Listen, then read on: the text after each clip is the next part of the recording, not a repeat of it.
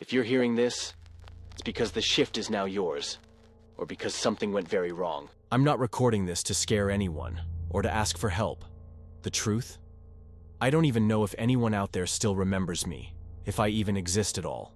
I just want to document this, to leave proof that I was here, that I tried to follow the rules. Even when they started to eat me alive from the inside. The Dead Horizon Hotel. It never shows up on maps, but you'll find it, or it'll find you, at kilometer 81 of the old highway. Always at night. Always after something inside you breaks. If you're scared, there's still time to leave. But if you've decided to stay, listen to the end. And for the love of God, don't make the same mistakes I did. I arrived at the hotel in the early hours of a Wednesday, got a flat tire on the road, and before I knew it, the red facade was glowing through the trees like a dead lighthouse. No reservation, no receptionist, no questions, just silence. The building is old, older than it looks. 5 floors, all dark except for the lobby. The carpet sinks beneath your feet, like it's hiding something underneath. It smells of mold, mixed with stale coffee, and there's a clock on the wall, stuck at 3:17 a.m. on the counter, a torn leather folder. Inside, I-load sheet with the words, "Midnight shift instructions." No contract, no welcome, just that. A single page of rules, typewritten with stains in the corner.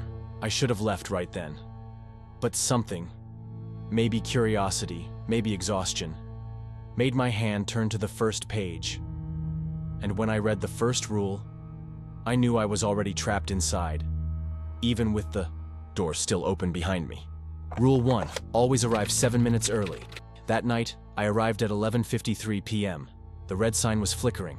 I went in, but the next night, the sign was off. I waited in the car, 20 minutes, almost left. But at 11:58, it lit up, like it was calling me. The front door creaked open on its own, and I knew someone or something was waiting for me. Rule 2. At the reception, look at the mirror behind the counter if it shows 2 versions of you. On the second night, I saw it. 2 reflections.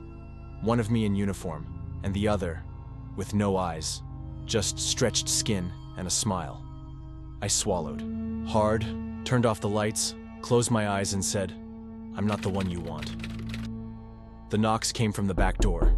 When I turned the lights on, only one reflection stared back, but it blinked before I did.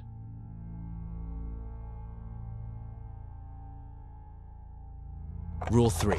At 12:33 a.m., the phone in room 213 will ring. Pick it up. Don't speak. Don't breathe deeply. I was ready. When the phone rang, I held the receiver to my ear and listened.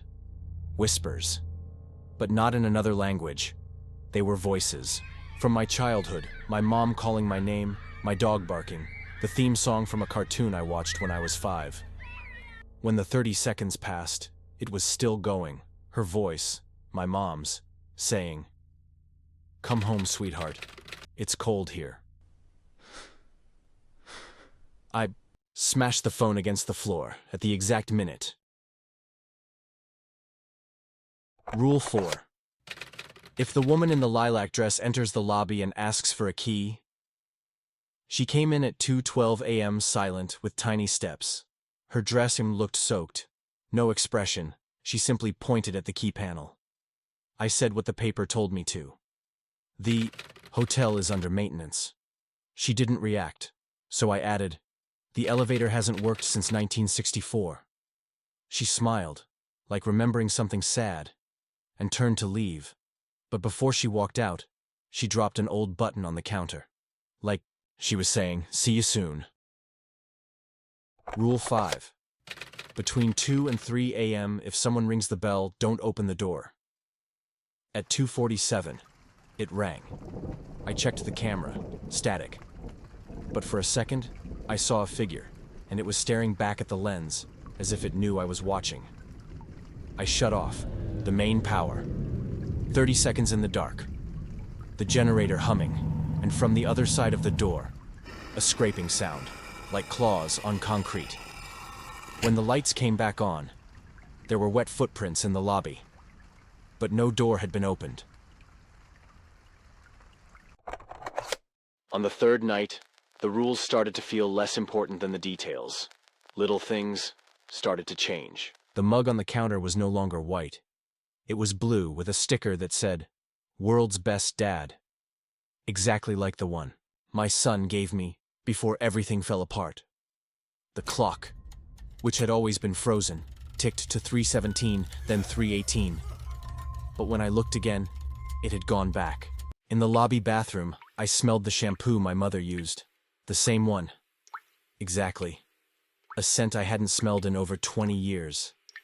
She died in a hospital, alone. But there, the scent was warm, present, as if she had just stepped out of the shower. And then, in the reception mirror, I saw something scratched into the inside of the glass with a fingernail. "Rafael, wake up." My name. But I never told anyone my name here, and there's no camera on that mirror. No one else had access. The hotel is feeding on me, on my memories, my mistakes, my guilt. Each floor feels closer to a part of my life I tried to forget, and the more I follow the rules, the more it recognizes me, as if it's shaping me, as if it's preparing me. For what? I still don't know. But tonight is my 4th night, and I'm no longer sure I want to find out. Rule 6. At 4:04 a.m., the elevator bell will ring. Ignore it. It rang at 4:03, 1 minute early. The door opened on its own. There was no one there, until I heard my own voice calling me. "Rafael, it's okay now. You can come." But I didn't move. I didn't answer. Not even when the voice screamed. Not even when it cried. Not even when it begged. The way my son begged that night. That night. In the car. Before the pole. Before the light.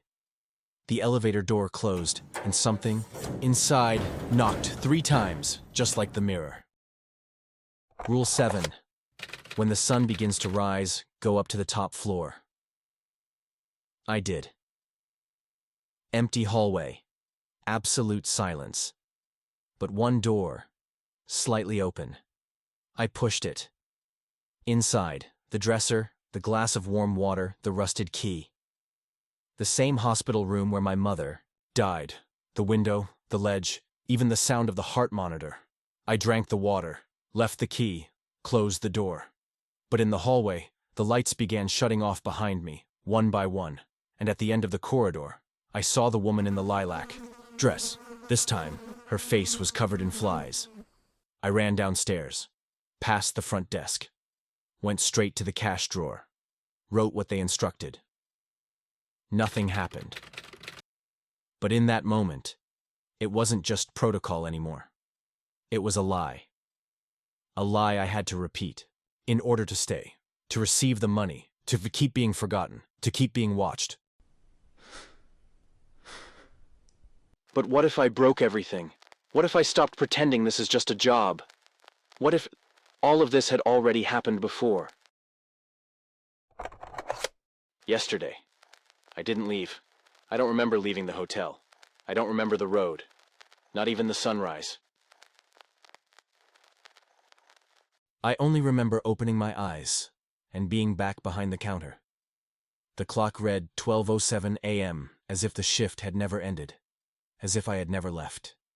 And then, he appeared. I didn't see him arrive. He was just there, standing in the lobby. Black suit, crooked tie, a smile that didn't move. He said, "You've been doing an admirable job, Rafael, but I never told anyone my name. Never. You've been through this before, but this time, you're doing better." I asked, "Who are you?" And he just answered, "The same as you, just one night ahead." He pulled a piece of paper from his pocket, same handwriting as the rule sheet, but with a single sentence. "You never left the elevator." My hands started to shake. I remembered the night of Rule 6, when the door opened, when the voice called to me, and I realized, maybe I did step inside, maybe I'm still in there, maybe I'm just another reflection. The manager smiled, touched my shoulder, and vanished. And I woke up again. Midnight. Red sign glowing. Folder at the front desk. Mirror empty.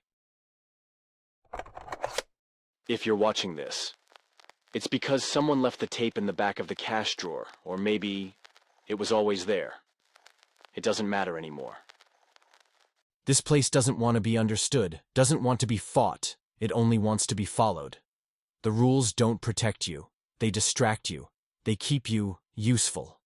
But there's one thing no one told me. One rule that isn't on the sheet, one you only learn after the third night. Final rule. Never touch the glass with your left hand. Doesn't matter if you're left-handed. Doesn't matter if it's dark. If you drink with your left hand, you start to forget who you were before the hotel. Your name, your face, your voice. Little by little, you'll become part of the furniture. Part of the hallway, or worse, part of the next rule sheet. So, if you're accepted, arrive 7 minutes early. Wait for the sign to light up. And above all, don't think you'll last longer than I did. Because no one lasts. They just get replaced.